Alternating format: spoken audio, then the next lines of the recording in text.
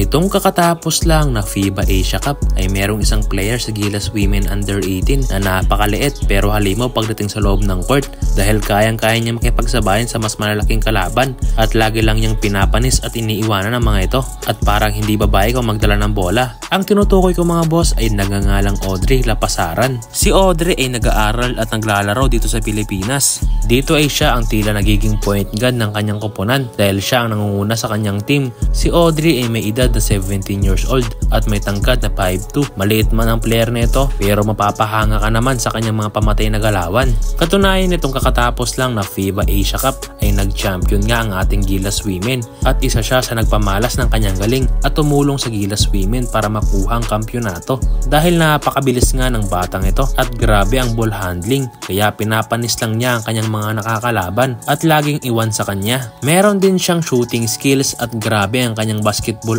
IQ dahil siya ang gumagawa ng play kaya ginagampanan niya ng maayos ang kanyang role as a point guard.